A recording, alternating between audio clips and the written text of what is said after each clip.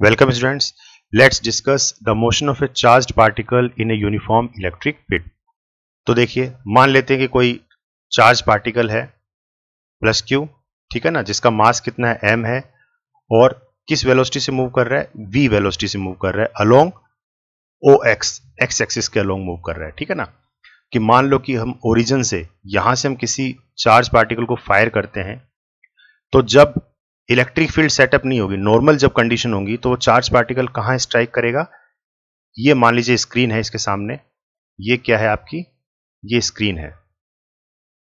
तो इस स्क्रीन के ऊपर ए पॉइंट पे स्ट्राइक करेगा, मतलब सीधा सीधा जाएगा वो, ठीक है ना। In the absence of an electric field it meets the screen PQ at point A, ठीक है ना। इस PQ स्क्रीन के ऊपर ए पॉइंट पे स्ट्राइक करेगा। Let the charge particle be subjected to a uniform electric field E acting along Y axis. अब हम क्या करते हैं, दूसरा केस लेते हैं जिसमें हमने आप इलेक्ट्रिक फील्ड सेटअप कर दी किसके अलोंग, Y एक्सिस के अलोंग, ठीक है ना। पॉजिटिव टू नेगेटिव ये डायरेक्शन होती है इलेक्ट्रिक फील्ड की, ये हमने इलेक्ट्रिक फील्ड सेटअप कर दी। अब हम सेम कंडीशन करेंगे, O पोजीशन से हम चार्ज पार्टिकल को फायर करेंगे। अब क्या होगा, चार्ज पार्टिकल क्योंकि आपका पॉजिटिव चार्ज है और इलेक्ट्रिक फील्ड आपकी कैसे फ्लो हो रही है, फ्रॉम पॉजिटिव टू नेगेटिव, तो चार्ज पार्टिकल क्योंकि आपका पॉजिटिव है तो इलेक्ट्रिक फील्ड के नेगेटिव एंड की तरफ वो क्या होगा, अट्रैक्ट होगा। तो स्ट्रेट पाथ फॉलो करने के बजाय अब देखिए वो थोड़ा सा लीन हो जाएगा, किस तरफ, Y एक्सिस की तरफ वो लीन होने लग जाएगा, ठीक है ना। तो due to the electric field the particle will experience a force given by this, ठीक है ना।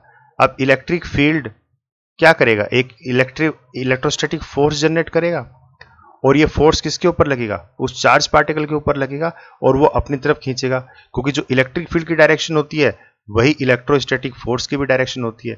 इसका मतलब ये फोर्स भी इसको अपनी तरफ खींचेगा, ठीक है। तो चार्ज पार्टिकल थोड़ा सा मतलब लीन होने लग जाएगा, मतलब Y एक्सिस की तरफ जाएगा, ठीक है ना। पहले क्या था, पहले स्ट्रेट जा रहा था, ए पॉइंट पे मीट कर रहा था, अब वो ए पॉइंट पे नहीं जाके Y एक्सिस की तरफ घूम जाएगा वो, ठीक है।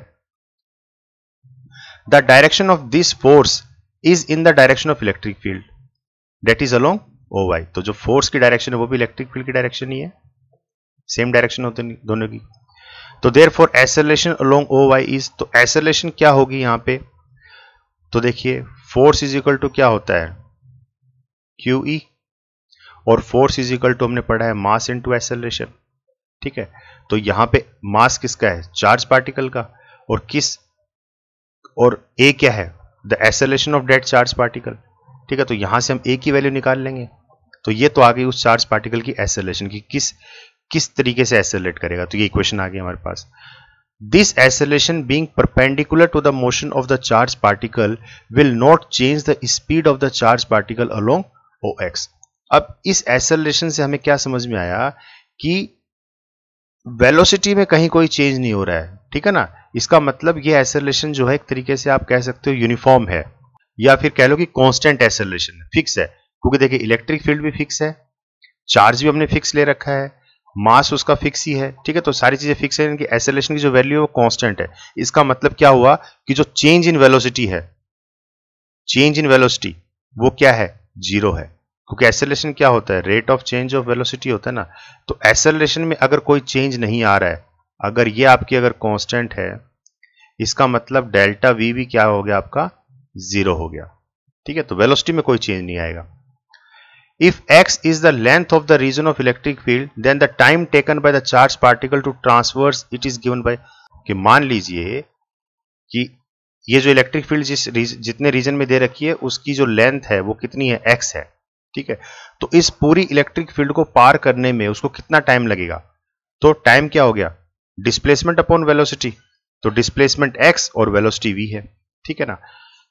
तो अब हम इस टाइम एक्सप्रेशन को इक्वेशन ऑफ मोशन में यूज करेंगे, क्योंकि हम जिस तरह से ये ऑब्जेक्ट मूव कर रहा है इसकी मोशन को हमें डिस्क्राइब करना है।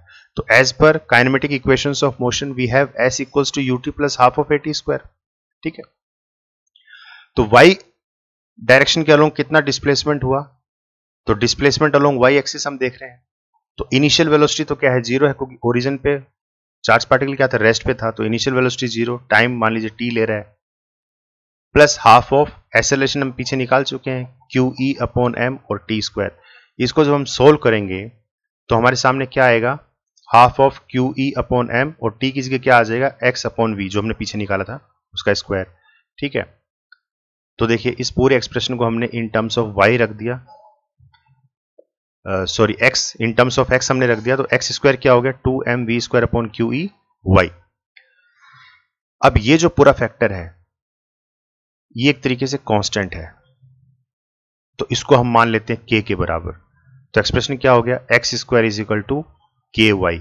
अब ये जो इक्वेशन है, ये इक्वेशन किसकी है, इक्वेशन ऑफ पैराबोला है। ठीक है ना, पैराबोलिक पाथ की इक्वेशन होती है ये। इसका मतलब क्या समझ में आया कि hence inside the electric field the charge particle moves on A parabolic path, कि इलेक्ट्रिक फील्ड के अंदर जब तक चार्ज पार्टिकल था तब तक तो वो कैसे मूव कर रहा था, पैराबोलिकली मूव कर रहा था। ठीक है ना, ये पॉइंट आपका बी है। तो इस बी पॉइंट तक चार्ज पार्टिकल आपका पैराबोलिक पाथ फॉलो कर रहा था, और जैसे ही बी पॉइंट के बाद आपकी इलेक्ट्रिक फील्ड खत्म हो गई तो चार्ज पार्टिकल आपका टेंजेंट निकल गया। मान लीजिए कोई चीज आपकी ऐसे मूव कर रही है, इस तरीके से ऐसे मूव कर रही है, ठीक है ना, तो जैसे ही इलेक्ट्रिक फील्ड खत्म होगी, मान लीजिए इस पॉइंट पे इलेक्ट्रिक फील्ड खत्म हो जाएगी, तो यहां से वो चार्ज पार्टिकल क्या निकल जाएगा, टेंजेंट निकल जाएगा। ठीक है, तो टेंजेंट निकल जाएगा तो किस पॉइंट पे स्ट्राइक करेगा, जाके सी पॉइंट पे। क्लियर। अब इससे रिलेटेड कुछ केस स्टडी कर लेते हैं। If the charge particle having charge plus Q is at rest, अगर आपका चार्ज पार्टिकल रेस्ट पे है, मूव नहीं कर रहा है, ठीक है ना, और moving in the direction of electric field, या फिर ये कह लो कि इलेक्ट्रिक फील्ड की डायरेक्शन में ही मूव कर रहा है, यानी कि इस तरीके से ही मूव कर रहा है।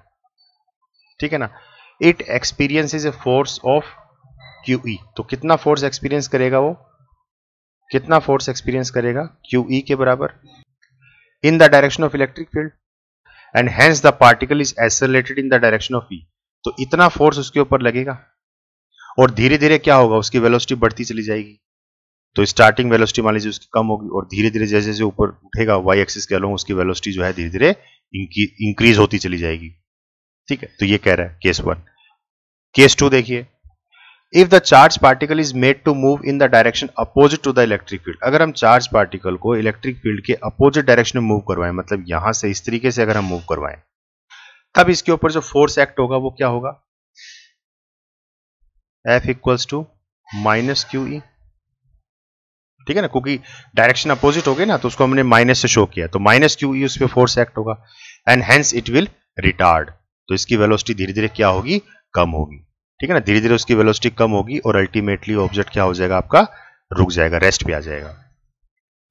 थर्ड केस क्या कह रहा है, if the charge particle made to move perpendicular to electric field, अगर इलेक्ट्रिक फील्ड के परपेंडिकुलरली अगर मूव करवाएं, इस तरीके से परपेंडिकुलर अगर मूव करवाएं, तो क्या करेगा, it describes a parabolic path in the electric field, तो वो कैसा पाथ अटेंड करता है, पैराबोलिक पाथ अटेंड करता है, O से B तक।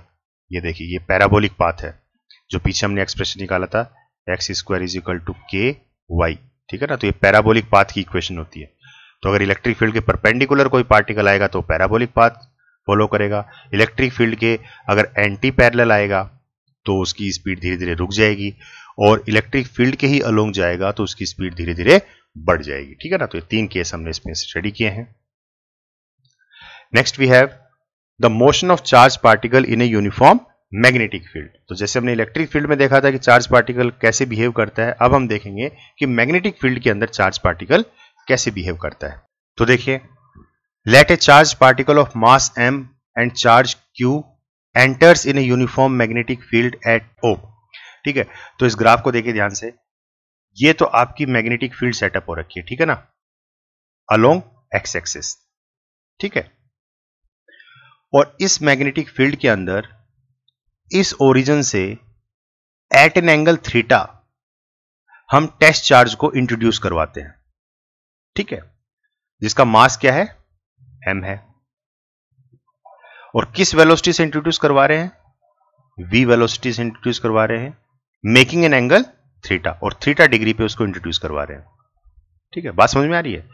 एक्स एक्सिस के अलोंग आपकी मैग्नेटिक फील्ड ऑलरेडी सेटअप हो रखी है। अब इस मैग्नेटिक फील्ड के अंदर हम एक टेस्ट चार्ज को इंट्रोड्यूस करवाएंगे, ठीक है ना। किस वेलोसिटी से करवाएंगे? v वेलोसिटी से। कितने एंगल पे करवाएंगे? Theta degree. और इस चार्ज पार्टिकल का मास कितना है? m। अब होगा क्या, जब हम इसको इंट्रोड्यूस करवाएंगे तो चार्ज पार्टिकल इस तरीके से एक हेलिकल पाथ फॉलो करेगा। तो किसी भी पॉइंट के ऊपर उसकी जो वेलोसिटी होगी वो क्या होगी? टेंजेंट होगी।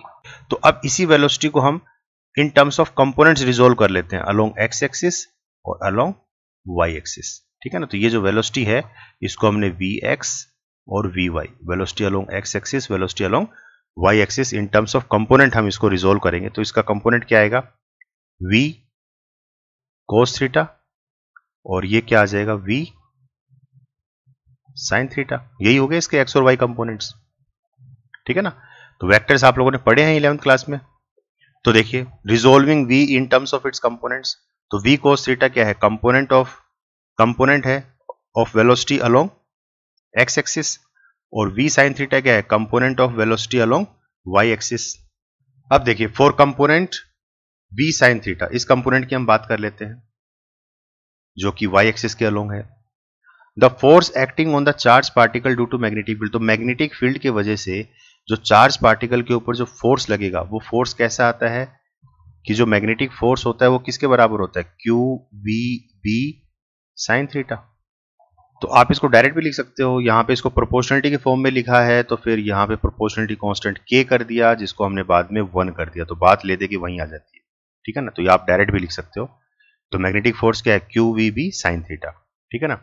इन टर्म्स ऑफ मैग्नीट्यूड हम इसको ऐसे लिख सकते हैं, F M q v B, ये इन टर्म्स ऑफ डायरेक्शन हमने लिख दिया इसको, ठीक है। As this force is perpendicular to v sine theta, it does not perform any work and hence cannot change the magnitude of velocity of charge particle. तो अब इससे हमने क्या कंक्लूड किया कि ये जो फैक्टर है v साइन थीटा जो कि y एक्सिस के अलोंग है, ये जो है चार्ज पार्टिकल की वेलोसिटी के अंदर कोई भी योगदान नहीं देता है। It does not perform any work and hence can not change the magnitude of velocity of the charge particle. It changes only the direction of motion, सिर्फ और सिर्फ क्या चेंज कर रहा है? ये डायरेक्शन चेंज करता है मोशन की, ठीक है ना। That is made the charge particle to move on a curved path in the magnetic field। इसका मतलब ये कंपोनेंट जो है ये चार्ज पार्टिकल की वेलोसिटी को नहीं छेड़ता है, सिर्फ और सिर्फ क्या करता है? उसकी डायरेक्शन को चेंज करने में रोल प्ले करता है, ठीक है ना। तभी तो मैंने आपको कहा ना कि वो एक सर्कुलर पाथ, एक मतलब कर्व्ड पाथ फॉलो करने की कोशिश करता है वो, ठीक है। तो क्यों कर्व्ड पाथ क्यों फॉलो किया? क्योंकि उसकी डायरेक्शन चेंज कर दी इसने। देखिए, इसको आप ऐसे समझिए कि राइट हैंड थंब रूल क्या कहता है कि मैग्नेटिक फील्ड अगर आपकी इस तरीके से है, ये मैग्नेटिक फील्ड है और ये आपकी वेलोसिटी है, वेलोसिटी कंपोनेंट जो कि y एक्सिस के अलोंग था, v साइन थीटा, ये वेलोसिटी है। तो ये दोनों परपेंडिकुलर हैं एक दूसरे के, ठीक है ना। तो परपेंडिकुलर है, तो अब इन दोनों के वजह से जो फोर्स लगेगा, जो मैग्नेटिक फोर्स एक्ट होगा, वो क्या होगा? इन दोनों के ही परपेंडिकुलर जाएगा, ठीक है ना। इसको आप ऐसे दिखा सकते हो, ये इस तरीके से। तो ये परपेंडिकुलर फोर्स एक्ट होगा। तो चार्ज पार्टिकल कहां जाएगा? एक तरीके से ना तो ऊपर जाएगा ना इधर जाएगा, वो इस तरीके से, ठीक है ना, इस तरीके से कर्व्ड पाथ फॉलो करेगा। तो वही कहना चाह रहा है।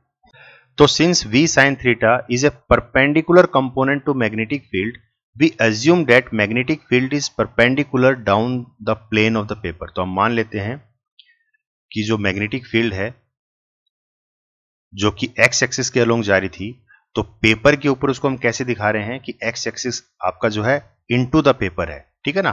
तो मैग्नेटिक फील्ड को हमने क्रॉस में दिखा रखा है, इनटू द पेपर, और ये क्रॉस से जो हम दिखाते हैं इनटू द पेपर, मतलब क्रॉस के लिए हम यूज करते हैं अलोंग एक्स एक्सिस ही आपकी magnetic field, that is into the paper,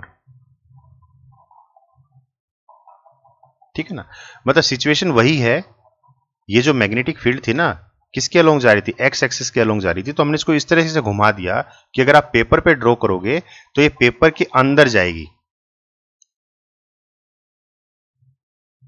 ठीक है ना। तो जैसे मैग्नेटिक फील्ड देखिए किसके अलोंग जा रही है, एक्स एक्सिस के अलोंग जा रही है ना। तो यही सेम चीज है, हमने क्या कर दिया, इसको अगर पेपर पे हम ड्रॉ करेंगे तो हमने एक्स एक्सिस को कहां दिखा दिया, पेपर के अलोंग, ठीक है ना, इनटू द पेपर दिखा दिया हमने इसको, ठीक है ना। तो क्रॉस से हमने इसको डिनोट किया। तो ये तो मैग्नेटिक फील्ड सेटअप हो गई, ठीक है। मतलब एक तरीके से हम दूसरे एंगल से देख रहे हैं कि चार्ज पार्टिकल कैसे बिहेव कर रहा है, ठीक है ना, किस तरीके से, जो कर्व्ड पाथ मैंने बोला था वो कर्व्ड पाथ कैसे आ रहा है उसके ऊपर, वो मैं दिखाने की कोशिश कर रहा हूं इसमें। तो देखिए applying right hand thumb rule अगर हम लगाएंगे तो suppose are 4 fingers are pointing in the direction of V। Now if we curl them down towards B, मतलब V से B की तरफ कर्ल करो, ठीक है ना। ये इसको ऐसे समझिए कि जो मैग्नेटिक फोर्स होता है वो क्या है, Q V क्रॉस B है, ठीक है ना। तो V से B की तरफ जब हम कर्ल करेंगे, ये मान लीजिए V फैक्टर है आपका, V साइन थीटा, और ये मैग्नेटिक फील्ड है। तो जब आप V से B की तरफ जब अपनी अंगुलियों को आप कर्ल करोगे तो आपका जो थंब है वो कहां जाएगा, थंब की डायरेक्शन क्या होगी, इन दोनों के ही परपेंडिकुलर आएगी, ठीक है। ये जनरल सिनेरियो है as per right hand thumb rule. तो वही चीज यहां देखिए आप कि मैग्नेटिक फील्ड आपके इनटू द पेपर है, वेलोसिटी आपकी उसके परपेंडिकुलर जा रही है, ठीक है।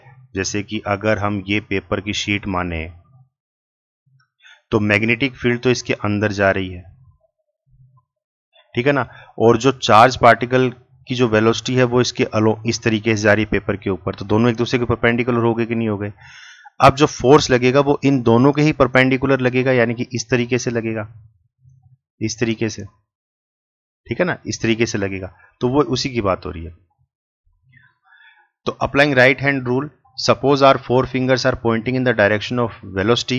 Now if we curl them down towards B, the direction of thumb is inward towards the center. तो हम क्या देखते हैं कि जो हमारी जो थंब की डायरेक्शन है वो किस तरफ पॉइंट आउट कर रही है, एक तरीके से सेंटर की तरफ पॉइंट आउट करती है, ठीक है ना, सेंटर, टुवर्ड्स द सेंटर, हर एक पॉइंट पे, मतलब इस पॉइंट पे भी सेंटर की तरफ जाएगा, इस पॉइंट पे भी सेंटर की तरफ जाएगा, इस पॉइंट पे भी सेंटर की तरफ जाएगा। तो धीरे धीरे हम क्या देखते हैं कि जो पार्टिकल है वो एक कर्व्ड पाथ, एक सर्कुलर मोशन में घूमना शुरू कर देता है। Thus, this force is nothing but centripetal force. और जो फोर्स किसी भी पार्टिकल को सर्कल में घूमने पे मजबूर कर दे, ऐसे फोर्स को हम क्या बोलते हैं, सेंट्रीपिटल फोर्स बोलते हैं। अब ये फोर्स जो है सेंट्रीपिटल फोर्स किसके ऊपर लग रहा है, हमारे टेस्ट चार्ज के ऊपर लग रहा है, to make the particle move in a circular path. और पार्टिकल की मोशन कैसी हो जाती है, एक सर्कुलर, ठीक है ना, सर्कुलर पाथ में मूव करने लगता है पार्टिकल। क्लियर है ये चीज। अब दूसरा कंपोनेंट देखिए। तो ये जो हमने बात की, ये किस वजह से बात की, जो कंपोनेंट वाई एक्सिस के अलोंग जा रहा था, v साइन थीटा। अब हम दूसरे कंपोनेंट को देख लेते हैं जो कि एक्स एक्सिस के अलोंग था, मैग्नेटिक फील्ड के अलोंग। तो for component v cos theta. अब ये कंपोनेंट क्या करेगा, there will be no force on the charge particle in a magnetic field because angle between v cos theta and b is 0। तो देखिए अगर हम ये बात करें, फोर्स जो है वो किसके बराबर है, q v क्रॉस b, ठीक है ना, v क्रॉस b है। तो यहां पे अपना v क्या है, ये अलोंग x एक्सिस है, that is v cos theta है, ठीक है ना, और b मैग्नेटिक फील्ड है जो कि x एक्सिस के अलोंग है। अब इस चीज को अगर मैं खोल के दिखाऊं आपको वेक्टर्स फॉर्म में, तो कैसे लिखोगे, magnitude of v into magnitude of b और साइन थीटा। और थीटा क्या है यहां पे, angle between v and b, इन दोनों के बीच का एंगल है।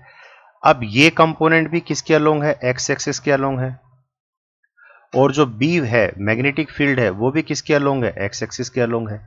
इसका मतलब ये थीटा एंगल क्या हो गया, 0 हो गया, क्योंकि दोनों ही पैरेलल हैं।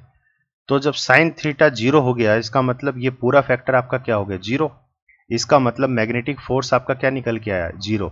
यानी कि x एक्सिस के अलोंग चार्ज पार्टिकल के ऊपर कोई भी फोर्स नहीं लग रहा है। तो there will be no force on the charge particle in magnetic field because the angle between this and this is 0।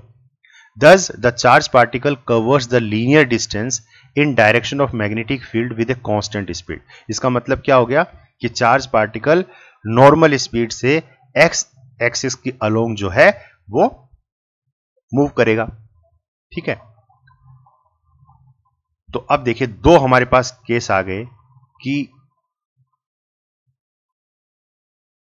Y axis के अलोंग जो फोर्स लग रहा था, कोई भी चार्ज पार्टिकल जब एंटर कर रहा है इस तरीके से, तो जो वेलोसिटी कंपोनेंट आया उसको हमने दो कंपोनेंट्स में डिवाइड किया। एक तो वाई एक्सिस के along that is v sine theta, एक एक्स एक्सिस के along that is v cos theta. ठीक है ना। अब हम क्या देखते हैं कि जो ये वाला जो कंपोनेंट है एक्स एक्सिस वाला कंपोनेंट, ये तो पार्टिकल को एक्स एक्सिस के अलोंग भेजेगा, उसके अलोंग मूव करवाता है, और जो वाई कंपोनेंट है ये पार्टिकल के ऊपर एक फोर्स लगाता है। ठीक है ना। फोर्स कैसे लगाएगा? परपेंडिकुलर फोर्स लगाएगा, यानी कि पार्टिकल आपका ना तो एक्स एक्सिस के अलोंग जाएगा ना वाई एक्सिस के अलोंग, पार्टिकल आपका इन दोनों के ही परपेंडिकुलर जाएगा। ठीक है ना। ये इनटू द पेपर आपको दिखा रहा हूं, ये जो है ये इनटू द पेपर है। तो अगर हम ध्यान से देखें तो इन दोनों के कंबाइंड इफेक्ट को अगर आप ध्यान से देखो तो क्या होगा, एक पार्टिकल को एक्स एक्सिस के अलोंग ले जा रहा है और एक पार्टिकल के ऊपर फोर्स लगा रहा है इस तरीके से। ठीक है, तो मोशन आपकी ऐसे चलेगी, पार्टिकल एक्स एक्सिस के अलोंग भी जाएगा और अगर जो फोर्स लग रही है वो उसको सर्कुलर पाथ में भी रखने की कोशिश करेगा। ठीक है ना। तो इस तरह की मोशन को हम क्या बोलते हैं? हेलिकल मोशन बोलते हैं। तो under the combined effect of the two above component velocities, the charged particle in magnetic field will cover linear path as well as circular path। ठीक है ना, कि इस कंपोनेंट की वजह से तो चार्ज पार्टिकल आपकी लीनियर पाथ फॉलो कर रहा है और इस कंपोनेंट की वजह से चार्ज पार्टिकल आपका सर्कुलर पाथ फॉलो कर रहा है। ठीक है ना। तो दोनों असर एक साथ हो रहे हैं, तो इसका मतलब चार्ज पार्टिकल ना तो सर्कल में रहेगा और ना एकदम से लीनियर में रहेगा, मतलब एक हेलिकल मोशन उसमें आ जाएगी। That is the path will be helical whose axis is parallel to the direction of magnetic field, और उसकी एक्सिस क्या होगी? मैग्नेटिक फील्ड के ही पैरेलल होगी, मतलब मैग्नेटिक फील्ड के अलोंग चलेगा वो। ठीक है ना, लेकिन हेलिकल मोशन में चलेगा। क्लियर? इस चीज को मैं आपको वीडियो के हेल्प से दिखाता हूं तब ज्यादा समझ में आएगा। अब देखिए, इस चीज को हम इस वीडियो के हेल्प से समझने की कोशिश करेंगे कि कैसे पार्टिकल की मोशन में फर्क पड़ता है जब वो अलग अलग एंगल से उसमें एंटर करेगा। तो सबसे पहले हम देखते हैं कि जब पार्टिकल किसी भी एक्सटर्नल मैग्नेटिक फील्ड के अंदर परपेंडिकुलरली एंटर करता है, तो यहां मैग्नेटिक फील्ड ऑलरेडी सेटअप है from north pole to south pole. तो देखिए मैग्नेटिक फील्ड ऑलरेडी सेटअप हो रखी है नॉर्थ टू साउथ, और इसमें जो पार्टिकल एंटर हुआ वो कैसे एंटर हुआ? At an angle 90 degree. ठीक है ना। तो देखिए आप मोशन आप देख सकते हो किस तरह की मोशन बन रही है इसके अंदर। पार्टिकल जो है एक सर्कुलर पाथ फॉलो कर रहा है। ठीक है ना, और हर एक पॉइंट पे जो फोर्स लग रहा है वो किस तरह से लग रहा है इसके ऊपर। तो सबसे पहले तो इस चीज को ऐसे समझिए कि वर्टिकल कंपोनेंट कौन सा हुआ? वेलोसिटी v साइन थीटा, और दूसरा है मैग्नेटिक फील्ड b। ठीक है ना, मतलब इस तरीके से है, दोनों क्या है? परपेंडिकुलर है। तो जो फोर्स लगेगा वो क्या होगा? Q V cross B। ठीक है, तो V क्रॉस B इनको अगर हम सोल्व करेंगे तो क्या आएगा? VB साइन थीटा, और यहां पे थीटा कितना है? 90 डिग्री है। ठीक है ना भाई, ये पार्टिकल ने इस तरीके से एंटर किया और मैग्नेटिक फील्ड के साथ उसने कितना एंगल बनाया? 90 डिग्री एंगल बनाया। तो साइन 90 होता है 1। ठीक है, इसका मतलब जो मैग्नेटिक फोर्स है वो मैक्सिमम आएगा, QVB। ठीक है ना, मैक्सिमम मैग्नेटिक फोर्स उसके ऊपर एक्ट हो रहा है। तो किसी भी पॉइंट के ऊपर जो उसके ऊपर फोर्स लगेगा उसकी डायरेक्शन क्या आएगी? Which is perpendicular to both the velocity and magnetic field as per right hand thumb rule. अगर हम V से B की तरफ, मान लीजिए ये V है ये B है, ठीक है ना, तो अगर हम इस तरीके से अपनी उंगलियों को कर्ल करें तो जो थंब है अपना वो मैग्नेटिक फोर्स को इंडिकेट करेगा। ठीक है। तो हर एक पॉइंट पे अगर आप देखोगे, जब V से B की तरफ आप अंगुलियों को कर्ल करोगे तो थंब की डायरेक्शन हर एक पॉइंट पे किस तरफ पॉइंट आउट होगी, सेंटर की तरफ पॉइंट आउट होगी, ठीक है ना, सेंटर की तरफ, हर एक पॉइंट से सेंटर की तरफ जाएगी, ठीक है। जिसे हम कह सकते हैं कि जो मैग्नेटिक फोर्स है वो क्या है, एक तरीके से सेंट्रीपिटल फोर्स का काम कर रहा है। और सेंट्रीपिटल फोर्स क्या करता है, किसी भी ऑब्जेक्ट को सर्कुलर पाथ में मेंटेन रखने में काम आता है, ठीक है ना। तो वही चीज है कि जब परपेंडिकुलर अगर पार्टिकल एंटर करेगा तो वो सर्कुलर पाथ फॉलो करेगा। वहीं अब दूसरा केस देखते हैं, जब पार्टिकल कोई सर्टेन एंगल थीटा बनाए मैग्नेटिक फील्ड के अंदर एंटर करते वक्त, तब क्या होगा। अब देखिए, इसके अंदर पार्टिकल जो एंटर कर रहा है वो कुछ सर्टेन एंगल पे एंटर कर रहा है, तो उसका पाथ कैसा आ रहा है, देखिए हेलिकल पाथ आ रहा है निकल के, ठीक है ना। इस केस में जो पाथ आएगा वो हेलिकल आएगा। कि अब जो पार्टिकल है वो कुछ थीटा एंगल बना रहा है मैग्नेटिक फील्ड के साथ, ठीक है ना। तो हर एक पॉइंट पे जो उसकी वेलोसिटी होगी, मान लीजिए इस पॉइंट पे जो वेलोसिटी उसकी जाएगी, ठीक है, वो क्या होगी, टेंजेंट होगी, ठीक है। तो इस वेलोसिटी को हम इन टर्म्स ऑफ कंपोनेंट्स लिखेंगे, तो ये बन जाएगा आपका v cos थीटा और ये आपका बन जाएगा v sin थीटा, ठीक है। तो अब हम इन दोनों कंपोनेंट्स के बेसिस पे हम समझेंगे कि मोशन कैसी होगी। तो ये जो कंपोनेंट है v cos थीटा, ये तो पार्टिकल को x एक्सिस के अलोंग ढकेलने की कोशिश करेगा, और ये जो कंपोनेंट है v sin थीटा, तो ये हम पिछले केस में देख चुके हैं, ये क्या करेगा, पार्टिकल को सर्कुलर पाथ में रखने की कोशिश करेगा, ठीक है ना। लेकिन अब प्योरली सर्कुलर पाथ में नहीं रख पाएगा, क्यों, क्योंकि v cos थीटा उसको x एक्सिस के अलोंग ढकेलेगा। तो पार्टिकल ओवरऑल दोनों का मिला जुला असर क्या होगा, पार्टिकल सर्कुलर पाथ में जाने की कोशिश करेगा, लेकिन क्योंकि cos थीटा जो x एक्सिस के अलोंग है v cos थीटा वो उसको अपनी तरफ खींचेगा, तो पार्टिकल लीनियर डिस्प्लेसमेंट भी करेगा साथ साथ में और सर्कुलर पाथ भी मेंटेन रखेगा। तो इस तरह की पाथ को हम क्या बोलते हैं, हेलिकल पाथ, ठीक है ना। तो इस तरह का पाथ फॉलो करता है जब भी कोई पार्टिकल एक्सटर्नल मैग्नेटिक फील्ड में एंटर करता है, ठीक है। तो ये उसका ओवरऑल पाथ होगा। तो देखिए इसमें केस स्टडी कर लेते हैं कि when the charge particle enters perpendicular to the magnetic field. तो जो पीछे जो डायग्राम हमने देखा था उसमें क्या देखा था कि जो मैग्नेटिक फील्ड है वो एक्स एक्सिस के अलोंग है, ये आपकी मैग्नेटिक फील्ड जा रही है, ठीक है ना। तो अगर हम चार्ज पार्टिकल को इस मैग्नेटिक फील्ड के परपेंडिकुलर इंसर्ट करवाएं, परपेंडिकुलर चार्ज पार्टिकल को हम परपेंडिकुलर इंसर्ट करवा रहे हैं, तो उसमें होगा क्या कि एक्स एक्सिस के अलोंग तो कोई फोर्स लगेगा नहीं, मैग्नेटिक फोर्स, सारा का सारा फोर्स किस तरीके से लगेगा, इस पार्टिकल को एक सेंट्रीपिटल फोर्स प्रोवाइड करने में लगेगा। और ये पार्टिकल जो है प्योरली कैसे मूव करेगा, सर्कुलर पाथ में मूव करने लग जाएगा, ठीक है ना। प्योरली सर्कुलर पाथ में मूव करेगा, जैसे हमने पिछली वीडियो में भी देखा था, ठीक है।